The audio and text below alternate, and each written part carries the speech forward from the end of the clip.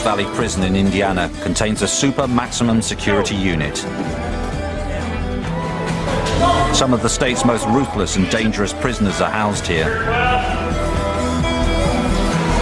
For its 2,200 inmates, the reality of life inside this prison is hard-timed.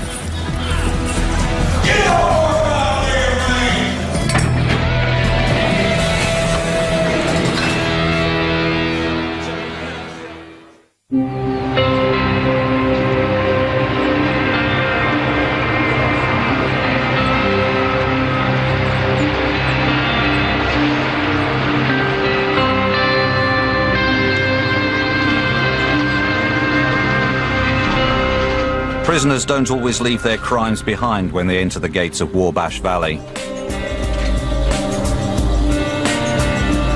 We've had a couple homicides. We have a lot of assaults. This is a subculture in here. We have the same type of crimes that you have in the streets. Manual, what range? 2 J1s, 1 J3.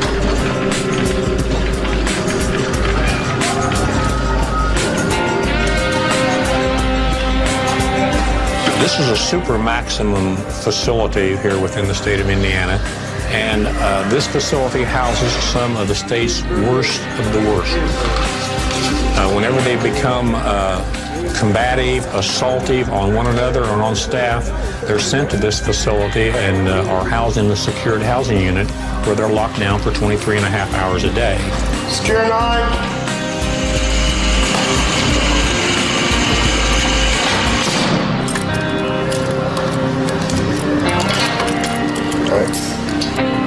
As head of internal affairs, Don Tyler, a former detective, is the prison's top cop. He and his unit investigate any crimes committed within the facility's walls. Tyler.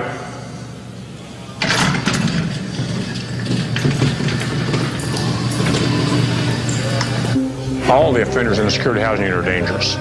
Some of them are serving multiple life sentences. They have nothing to lose, and this is the end of the road for them.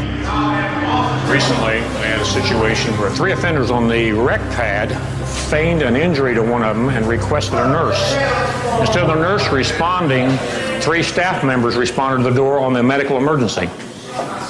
At the rec pad door, when the officers came to check on the medical emergency, they ordered the offenders to cuff up for their own protection, not knowing that the door was jimmied. The offenders jerked the door open and come charging out with their shanks, slashing and cutting at the officers. The officers started backing up towards the core door in order to escape the attacking offenders. They were putting their hands up, taking the slashes and cuts to their arms and their face. At the door, a tug of war ensued where the officers out here were trying to pull this officer on into the core area. The offenders had a hold of him pulling on that side. After the tug of war at the door, the officers were able to get out into the core area and get the door secured. Thus, there weren't any injuries, but the officers could have been killed if they hadn't got out this doorway. Dan Haskins was the officer being pulled through the range doors by his colleagues.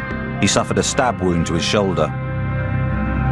Apparently, during that time, I knew I was hit in the head with a sock full of batteries. At that time, I didn't know I was stabbed.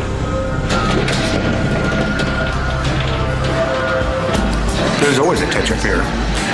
Working here, if you haven't got a touch of fear, you don't need to be here.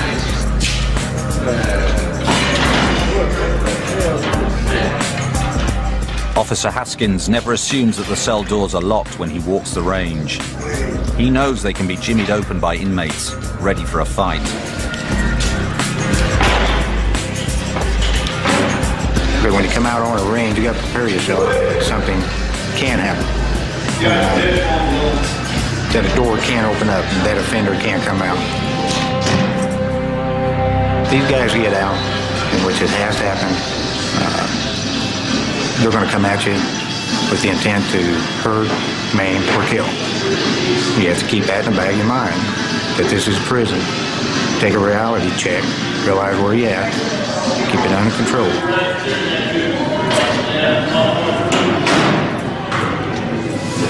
Staff have to be ever vigilant while working around these offenders. You never know when they're going to go off.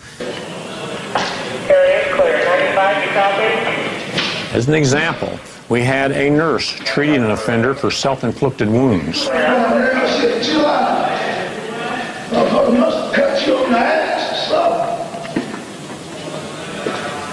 The offender I was working with in the SHU was not emotionally stable. But he was also an angry person, and that's just his basic makeup. Now, normally these offenders are handcuffed with their behind their back. Due to the nature of these wounds, we had to leave the cuffs in front so she could treat him. See what happens here.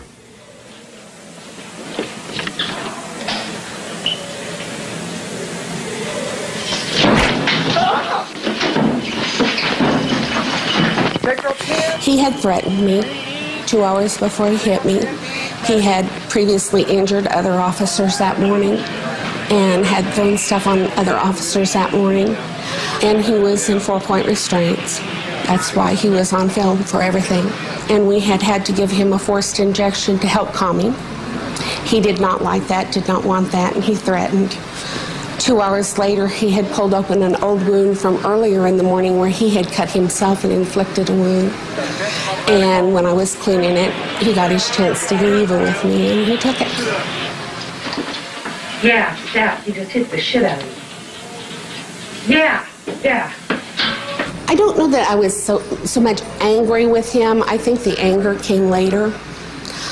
Initially, I think my first impression was I was so shocked that it actually happened.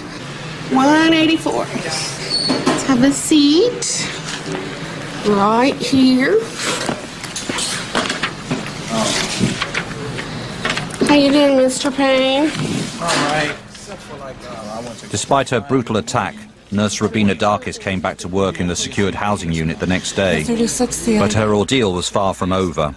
She got blood in her eyes during the attack, so was immediately given medication to prevent AIDS, but ended up suffering side effects that kept her off work for a month. You just haven't been real cooperative up to now with your shooters. Are you still cheating in the kitchen? Oh, most definitely. How do you expect us to get a handle on your blood sugar, Mr. Payne, if you don't help us? I went through anger over the exposure because I was physically sick, you know. And I went through the anger that, you know, he hit me and that I was trying to help him and he hit me, you know. I was treated for post-traumatic stress over it, and so my family lived through hell for a month, you know, because it was probably 2 to 3 weeks before we found out that he was not currently HIV positive, but you can never be sure that they're not incubating for at least 6 months, so. Yeah, he just hit the shit out of me. Nurse Darkis was determined to testify when the offender was sentenced in an outside court. Is that on camera? But I wanted him to understand that I was not afraid to face him. You know, and I also wanted him to understand that that's not acceptable behavior for anybody. Even an animal doesn't act like that, you know. This man was charged in an outside court and received an additional 3 years on his sentence. Originally, he was serving 12 years for carjacking.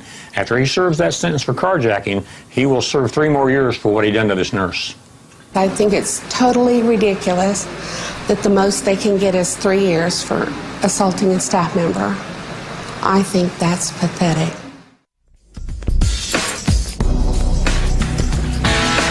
Yeah, Big Tom was saying that he was going to give you a run for your money now. You know, Yeah, this on my deadlift record. Yeah.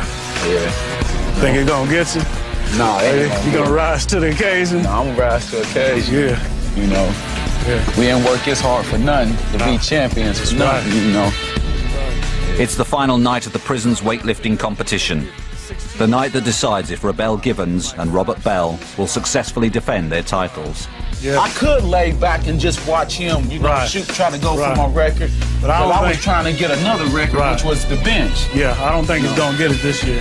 Yeah. I don't think he's going to get you. He is in my way. I got to let him know something tonight. This man here is in my way. The psychological warfare has already begun.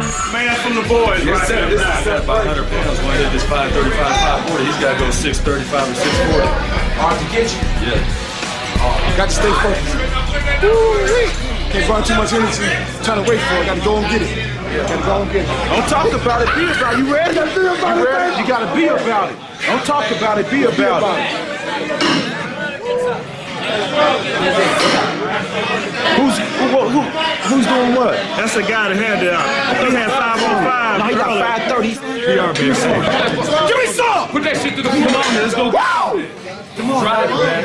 Bar speed, baby. Bar speed. Drive it off the floor. Get out of my way. Drive it off the floor.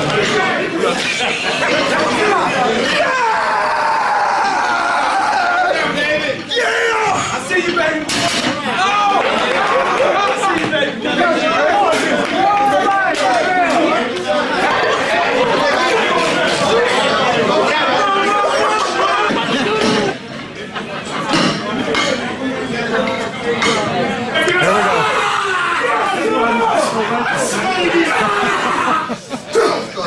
Here we go.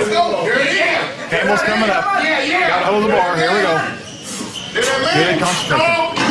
Up we go. Good lock. Good lift. Good lift. Excellent lift.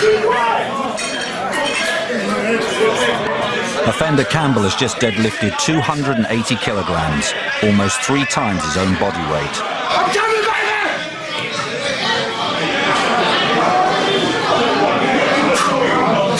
How you like it, baby? How you look, baby? Look good? RB, you run this here. Huh? You run this here, my guy. A lot of people think that this is all brute strength. Probably about 75% of this stuff is mental, you know, concentration. The mind thing is what basically gets you through these meets, because I can't go in there just any day of the week and just pick up 600 pounds off the floor. I just can't do it. I mean, I gotta really focus, I gotta really psych myself up, because I'm only 230 pounds. Work, baby. Go money, baby. Go to work, pal. Go to work. To the heat. To the heat. You run this. This is you, baby. You run this, RB. To the head, baby. 650 pounds for Bell. You got one over here hating, though. You got a judge that's hating. Here he comes to the bar. 650 pounds. Good pull right here. Here we go.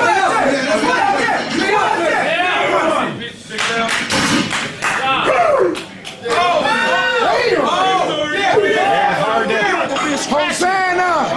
Hosanna! Bless this man and come in the name of the Lord. Hosanna! Hallelujah! Hallelujah! 565, right? Gibbons up 565. Good concentration. Here we go.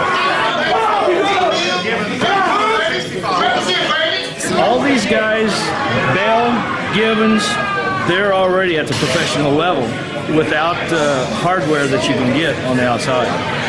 When you lift on the outside, you have suits you wear for increase your strength, and they don't have those, and they're doing the weights that those people are doing without it. So if they get supplementation and the proper apparel, they could do a lot more weight.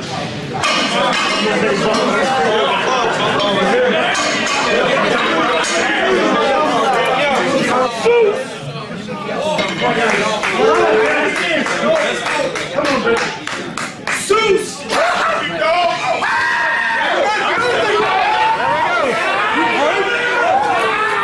Campbell's coming up for 615. Here he comes. He's gonna stampede like a bull. Here we go. Here we go. He's a coming. Here we go. Here we go. See what he's got. Find out what he's got. Here we go. He did not even get it hardly off the floor. Campbell, known affectionately on the inside as Soup, may have blown this lift, but he's already outlifted his competitors. Yeah, he's got the competition tonight, and he's burning. He got him. I'm the master! Come on, dude, let me know! In the name! Let me know the master! Yes, I am! 600 pounds for Hankins right here. 600.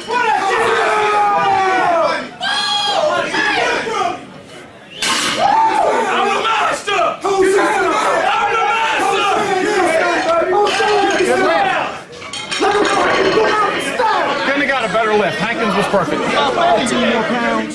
10. You're just gonna get stronger as it go. What you want? Try what you want. 665, baby. Get money. Yeah, I'm going 665 on this.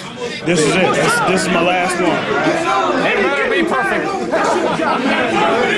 Come on, let's go.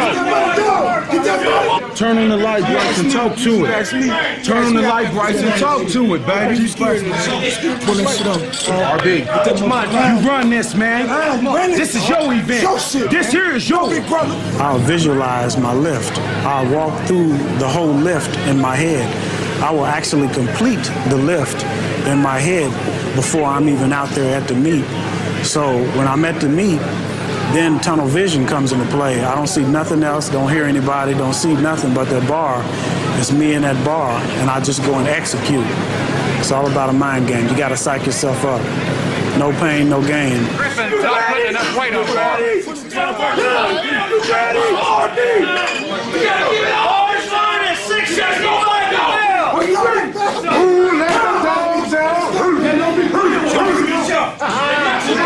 Gonna be hard to call. It'll be a hard one to call because he does a lot of shaking. And he's gonna shake like a leaf in a 100-mile-an-hour wind. There we go. Good concentration right here. This will be the hardest call for the night right here.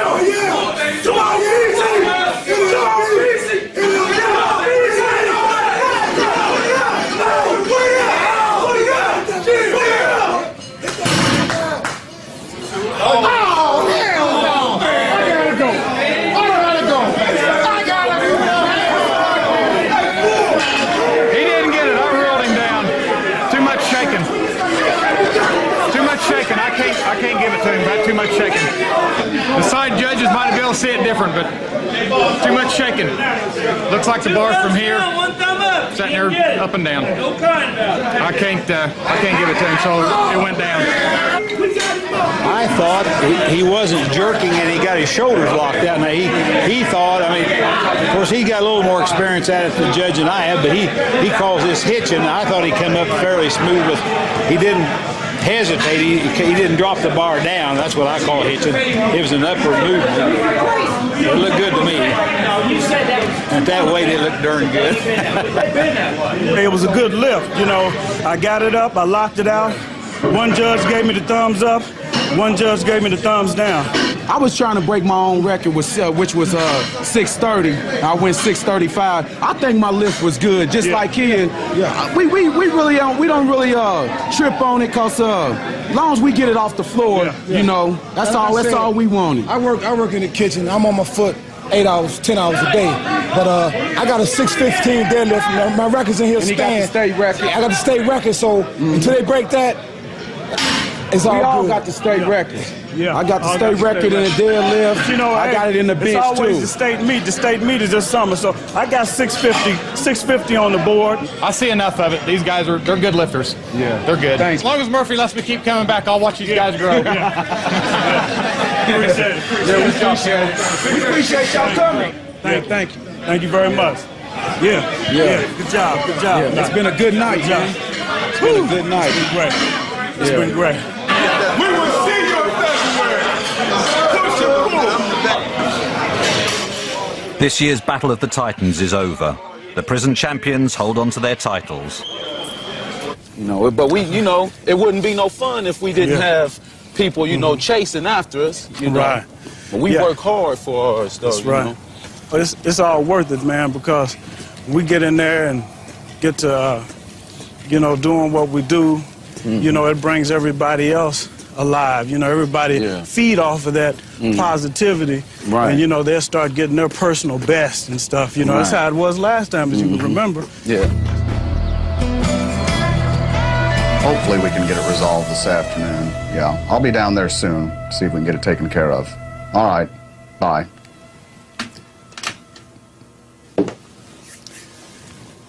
We're going to try to settle our bug case today. As litigation liaison here at the facility, I generally have about 200 pending lawsuits at any given time.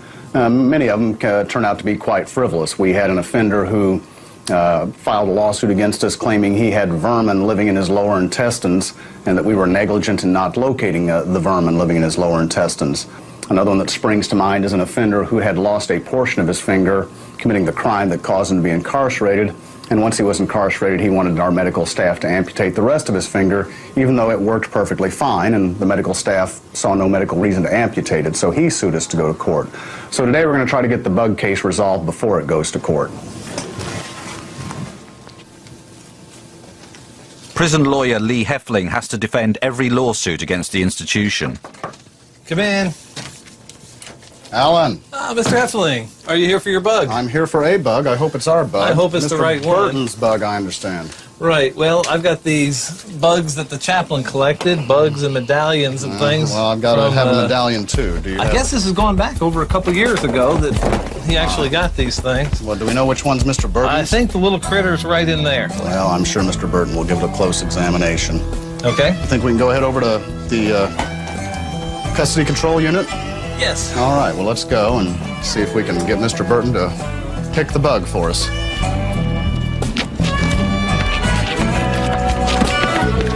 It's the craziest lawsuit we've had in a while. We've had postage stamps and everything else, but I've never been sued over a bug. How much is he wanting? He wants $3,000 for this stuff. I'll tell you what, $3,000 for that bug? I had an apartment in Florida. That thing, I'd been a millionaire. That's right. Well, you know, the other thing is it's our bug. It looks like one of those palmetto bugs, It's a state bug. It's been paid for by the taxpayers, and we're not going to just, you know, let anybody go painting on our bugs anytime they want. We'll probably get him for destroying state property. At least Did he kill the state bug? property. I don't know where he got the paint. These artifacts signify a spiritual and cultural transformation that I have made since being in prison. Thank you, Mr. Burton. You just have them there if you don't mind. You and I spoke last week. We were waiting for the court hearing, you remember, about the religious artifacts, the medallion, the bug, or bugs that have been painted. You remember talking about all that? Okay. Yes. And presuming we've got the medallion and bug, whatever it is that you know, are wanting to send out, all right, then I'm going to ask you to sign basically an agreement that says that, you know, you're willing to release all claims against the state except for court costs, but otherwise you're going to release us from any claims that you would have in this lawsuit. You're not going to seek any damages. You know, you filed this thing, you, I think, wanted $3,000 in damages. Right. I feel, you know, that I deserve, you know, some type of, you know, damages in regard to, you know, the emotional stress that I've been put through. You know, you'd have suffered that in any event, I suppose, because you're not going to be allowed to have that, and I'm satisfied the judge isn't going to order that. But can we go ahead today and at least determine what it is, see if we've even got the right stuff here? Right. Can we do that? Sure. Fair enough. I'm going to ask Mr. Finnan then to go ahead and he's got this display board that apparently he got from the chaplain, and see if you can tell me what's on there that is yours, okay? All right. Now, this isn't trick or treat, you know. I don't want you to grab at everything, so, you know, it's... Okay, it was this item here. Can I turn it over? See the other side? Sure. Yeah. Okay. Was this item here? Can I turn it over? Mm-hmm. Yeah. It's been cut. Did you have to cut that to search for something or something? I don't know how it was cut. Was it cut when it arrived? I don't recall it being cut. I never looked at the back of it. Mm-hmm. Looks like it may have been cut to be searched for, you know, maybe some type of drugs or some other type of... And I believe we've got a painted bug or bug. Do you know anything? It's not painted. It was just preserved. I found it on the yard, and okay. I just liked the way it looked. It's preserved. Does it have It was any... a beetle. Right. So that's really our bug, right? Pardon? That's yeah. our bug. Well, actually, it's nature. Mother Nature's bug. But it's on state property, right? Yeah, it was found on state property. Okay, just check. Yeah, those are just preserved bugs that I seen. It was a spider, I think, a big old, beautiful preserved beetle, and a large ladybug. And I just kept them just because of, you know. I mean, my contention, I guess, was that even though you were asking for $3,000 damages from the court at that time. See, that was with the assumption that these articles, you know, had been lost. Or, yeah, okay. I wasn't going to have them returned. You know? Okay, well, you're not going to have them returned technically, but you're going to have control over where to send them. Exactly. That's all I've been wanting that from Day one. Well, but you apparently want more than that now, because now you want mental stress and strain damages or something. Well, that's negotiable. Well, okay, you tell me. So, I mean, I'm willing to recommend that $35, how much do you have to pay in court costs to file the lawsuit? Well, actually, I filed indigency and actual amount. So do you have any court costs out of pocket you had to pay? Yes. Yes, but it was a minimum amount. The judge only had you pay a portion of it or something? Yes. Okay. It was $9. $9. Actual claims cost was the court cost and fees was $9. I'd be happy to reimburse you or to recommend that the state reimburse you for the $9. Okay, now, it was $12.05 worth of copies that I had to make in dealing with this whole situation. Okay, what are your out-of-pocket costs? Not your stress and strain. I'm not here to talk about that. My out-of-pocket costs. Right. You know, taking in consideration, I'm getting to mail those home. I'll take care of the postage on that, okay? So don't include that. All right. My out-of-pocket cost, I have $24.02. $24.02. $24.02. I'll be happy to recommend to the state that they reimburse you the $24.02 if we can agree that we're going to go ahead and send this stuff out today and we can tell the court that we've reached an agreement. Okay. But if you want damages for your mental strain, I'm not in a position to agree to that. I wouldn't even recommend that, and we'll just have to let the judge make that decision. Okay. It was my intention to request the court to award nominal damages, okay, against specific staff members who played a role, you know, in depriving me. Including Mr. Finnan here? No, no, Mr. Finnan's not even implicated at all. Right. I didn't even know he was involved in I saved you, all right? If nothing else goes right in this, I've saved you, yeah. Okay, now. Now, who else? Sure you don't want to throw Finnan in on this? No, Finnan is safe. If you'll drop all those nominal charges, I won't press charges for you killing the bug, okay? Well, actually, I didn't. I found them dead. Can you prove that? Well, can you prove they were alive? I can prove he's dead now. You said he's a state bug. He's definitely dead. I was going to also request that the court award exemplary damages. Right, against Chaplain Kern. Mr. Norris Kern. For $200. In the amount of $200. I mean, you've rung my bell already when you're over the $200 against Chaplain Kern for punitive damages. There's just no way I would recommend that, and even if I did recommend it, there's no way I could get approval on that. Right. Okay? I understand. You know, I have lots of stress and strain every day too. Well, what is your limit? What do you think? I can make recommendations, but you know, they have to pass the SMILE test with me. That is, okay, what is the SMILE test? The SMILE test is if I can make a recommendation to the Attorney General's office without actually breaking into a smile, then I'll do so. So far, what you've told me, I would actually probably start laughing before I could get the whole recommendation out. I mean, you know, if we had lost these things, then we might have some big argument about the amount of damages involved, and you could come in and argue about the amount of time you put in, and we've lost these, and maybe we didn't. I mean, I've spent more time on your bug and your medallions, quite honestly, than I care to.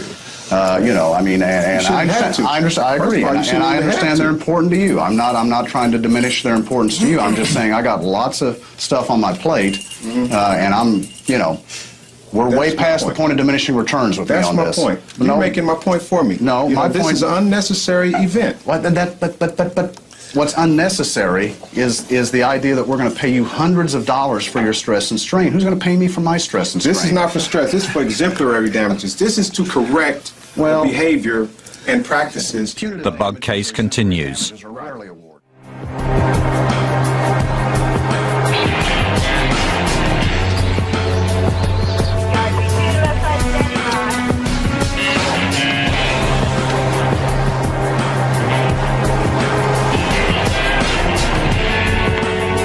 The yard is the prisoner's playground.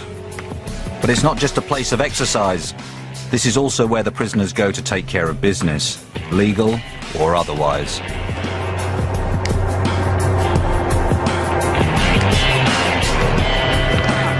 It might look peaceful, but the potential for trouble is everywhere. Y'all ain't gotta come and harass me. I'm not gonna bother nobody if don't nobody bother me. You know, and that's the bottom line.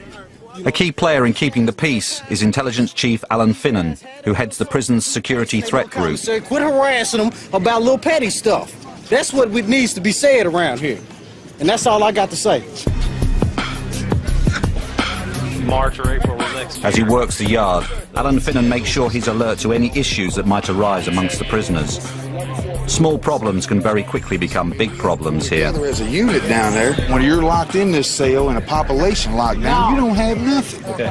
You know, you got to smell another your bunkie using the bathroom. You got to listen to him. I mean, it's stressful, man. You have 2 people in a cell. This is a 2-man cell facility.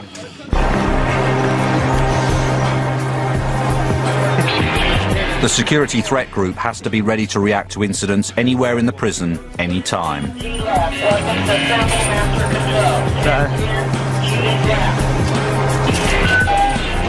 Where is it? 10G left. 10G left. Weapons assemble. Master control. 10G left. Nurse 127.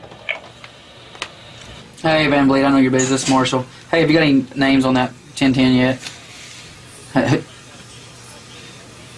How many they got brought in yet? And oh, you've got one in D now?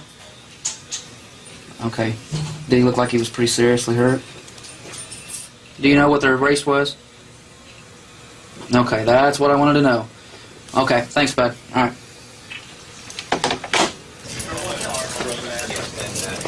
Hey, that was a black and white over in G.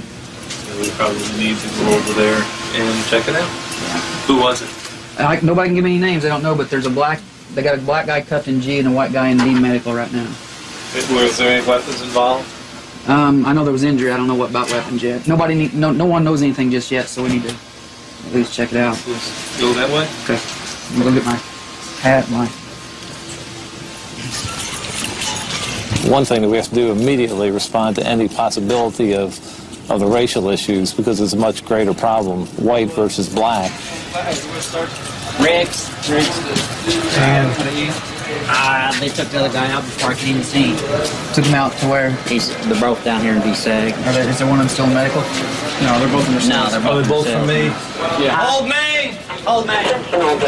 Probably the greatest issue that we have, or the greatest fear that we have, is for it not to be a gang issue or a security threat group issue, but a race issue. Because when it becomes a race issue, it's not the disciples against the vice lords against the Latin kings. It's the disciples and the vice lords and the Latin kings uniting against the Aryan Brotherhood, the Aryan Circle, the Ku Klux Klan, and a white supremacist group. When it becomes a racial issue, everything expands exponentially. He's on some medication, but I don't remember what he's taking. I just ran them both on OIS, and Van Blaricom is a confirmed Aryan Brotherhood, 1, 5, and 8. Riggs is unaffiliated. Riggs has he's in for theft conversion. He's got a rape charge. I don't know the details of that just from the computer. So I suggest we can pull him out. Down there for a while.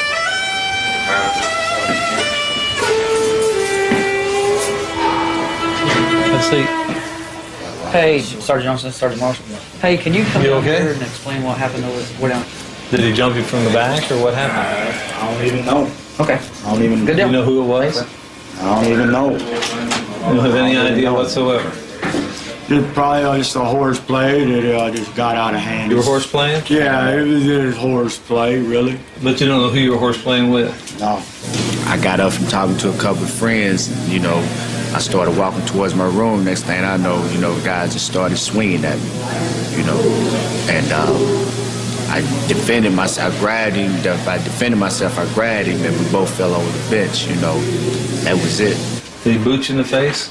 No, I think that's from the bench. So you hurt your shoulder and your face on the bench? Yeah, when I fell across the bench, I fell on my shoulder when I went across the bench. He said I was targeted. He said he got word by a group called Brotherhood organization that do something to me and so forth,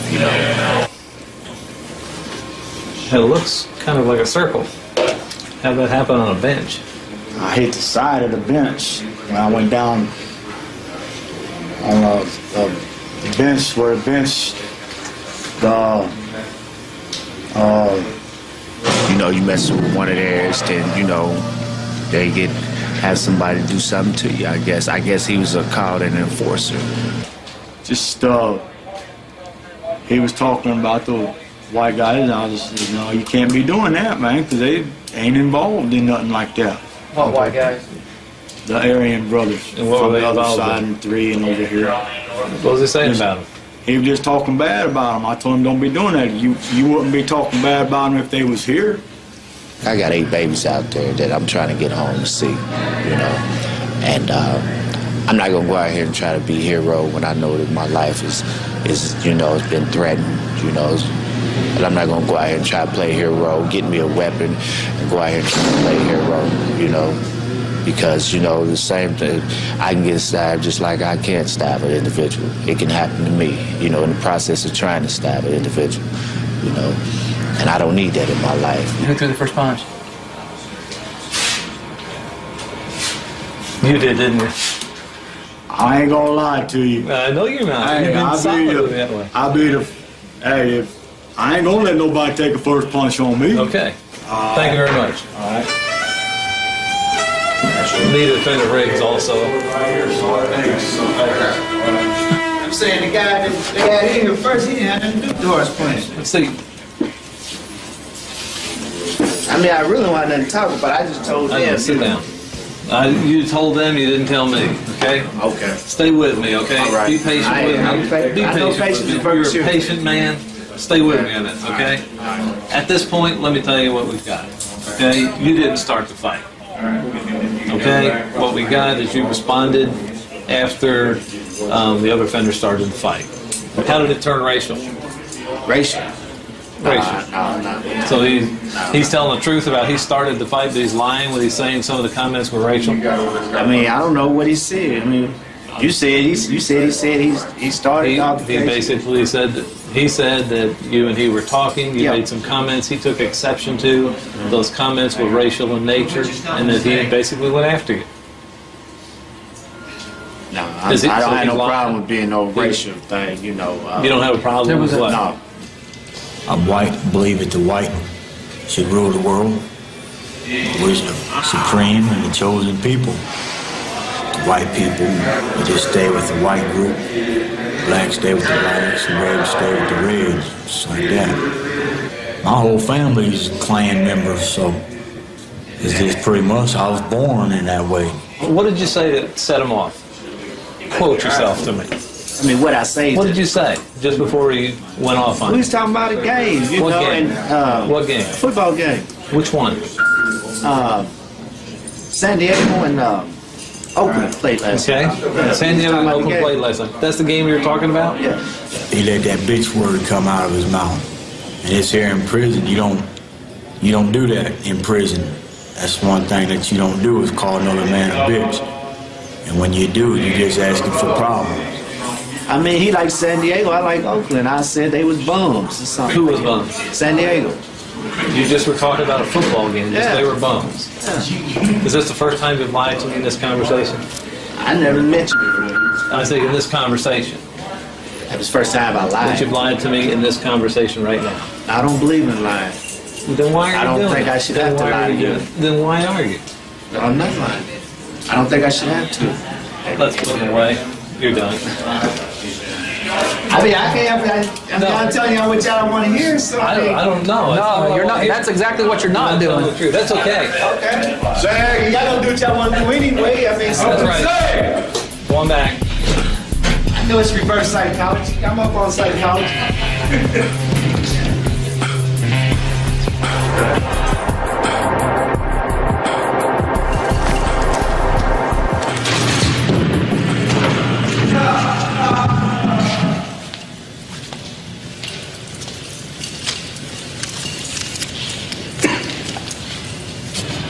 Ben Blarcom?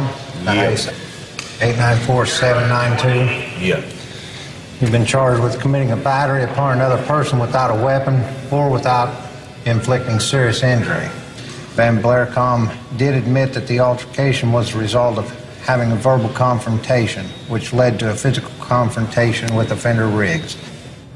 Bruce Van Blaricom is charged with assaulting Kenneth Riggs and faces an internal disciplinary hearing. 3 staff members will decide his fate. Van Blaricom further stated that any time someone disrespected the Aryans, it was a bylaw of the Aryan Brotherhood. A confrontation would develop, and being disrespected was something he took very serious. You pled not guilty? Yeah, I pleaded not guilty. What do you got to tell us? I'm guilty. That's basically it. It's all in my past. I just got out of lockup anyway. I ain't been out about 6 months. I ain't even been out a month. For what? Well, they locked me up for a battery, but it got overturned, so they filed a bitch for on me.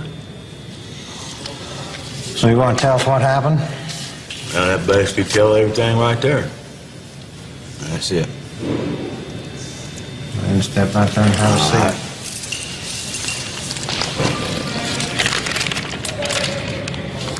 He admitted he's guilty. He admitted he did it. Van Blericom's privileges are at stake, including his access to the telephones and the prison shop, and credit time on his sentence for good behavior. You can take one credit class on a V. Yeah, let's do that. All right.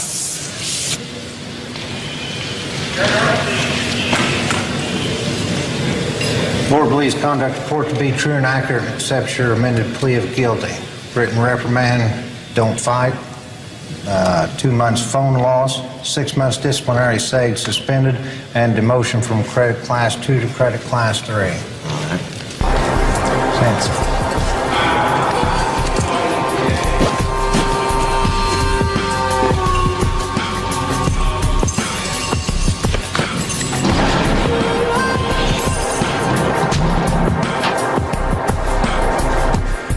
At his hearing, Kenneth Riggs received exactly the same sentence as Van Blericom, even though he didn't throw the first punch. Since that hearing, Riggs claims there's been yet another incident where he was verbally threatened. I was sitting on my bunk, and the main door kept opening and closing, and I heard the word says, "You's a dead nigger, KC." You know, KC, exact words, KC, you're a dead nigger. I would consider it very dangerous and very serious situation that I'm in. That's not been taken serious from this hearing, from the administration. So I don't go to rec. I don't even go on the rec yard, you know, because I fear for my life. I think it is exaggerated, in my opinion. We looked into the remark.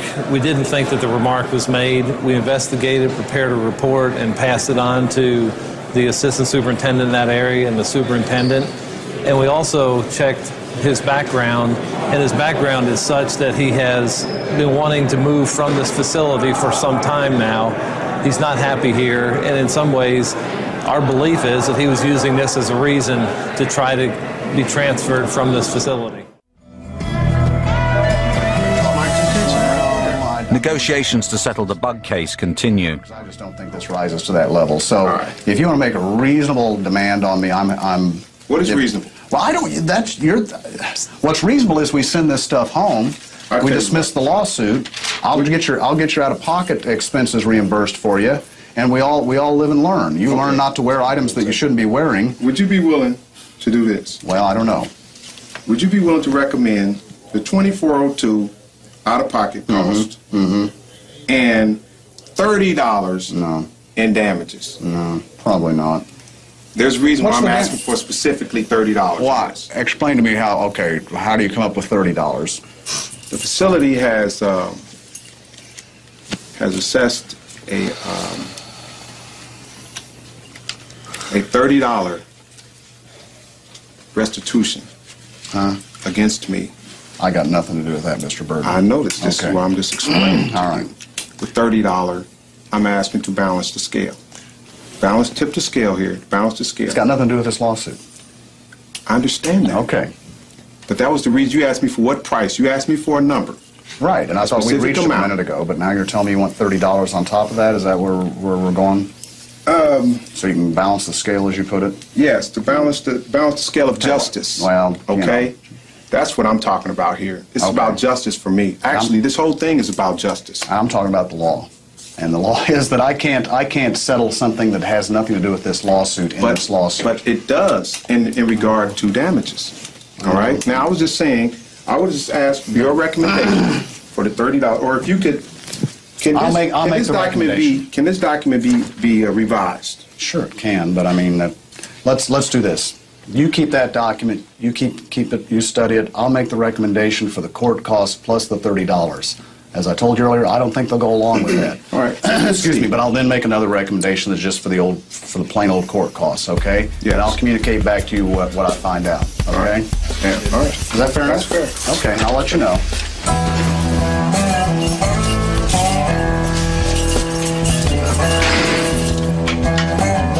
Yeah, it's for my loved ones, family back home that may see this.